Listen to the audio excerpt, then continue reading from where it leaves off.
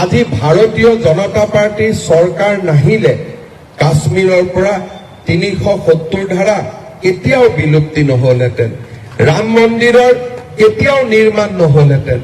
আজি ভাৰতীয় জনতা পাৰ্টিৰ চৰকাৰ নহলে ট্ৰিপল তালাক বিলুপ্তিৰ জৰিয়তে সংখ্যালঘু মহিলাসকলে কেতিয়াও ন্যায় নাপালেহেঁতেন।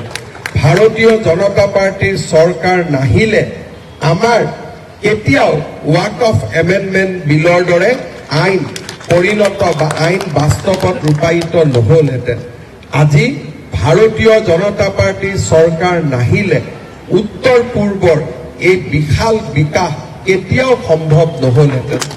আজি সেয়েহে ভাৰতীয় জনতা পাৰ্টিৰ এক কাৰ্যকৰ্তা হিচাপে ভাৰতীয় জনতা পাৰ্টিৰ ইতিবাচক উপলব্ধিসমূহ প্ৰযুক্তিৰ জৰিয়তে ৰাইজৰ মাজলৈ লৈ যোৱা, দলক কৰা সমালোচনা মুখ্যমন্ত্ৰীয়ে সভাপতিয়ে প্ৰত্যুত্তৰ দিয়াৰ বহু আগতে কাৰ্যকৰ্তাসকলে স্পষ্টভাৱে যুক্তিনিষ্ঠ বক্তব্যৰে ৰাইজৰ সন্মুখলৈ লৈ যোৱা, এইবিলাক ভাৰতীয় জনতা পাৰ্টিৰ এজন কাৰ্যকৰ্তা হিচাপে আমাৰ দায়িত্ব আৰু কৰ্তব্য।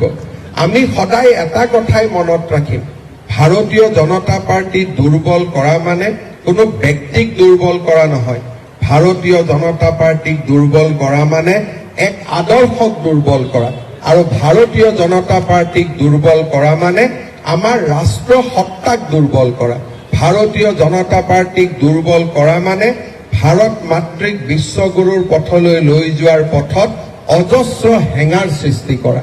সেয়েহে আমি সকলোৱে ব্যক্তি স্বাৰ্থৰ ওপৰত উঠি ৰাষ্ট্ৰ স্বাৰ্থক সৰ্বোপৰি হিচাপে জ্ঞান কৰি ভাৰতীয় জনতা পাৰ্টিৰ এই পবিত্ৰ পতাকাৰ তলত একোজন গৌৰৱী কাৰ্যকৰ্তা হিচাপে ভাৰত মাতৃক আমি বিশ্বমিত্ৰ বিশ্বগুৰুৰ আসনলৈ লৈ যাম। সেই পবিত্ৰ সংকল্প আজি আমি প্ৰতিষ্ঠা দিৱসৰ দিনত আকৌ এবাৰ সকলোৱে গ্ৰহণ কৰিছোঁ।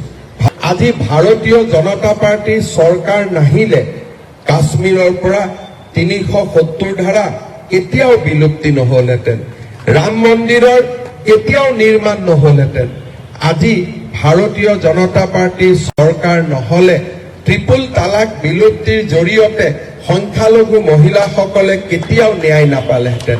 ভাৰতীয় জনতা পাৰ্টিৰ চৰকাৰ নাহিলে আমাৰ কেতিয়াও ৱাক অফ এমেণ্ডমেণ্ট বিলৰ দৰে আইন পৰিণত বা আইন বাস্তৱত ৰূপায়িত নহলহেঁতেন।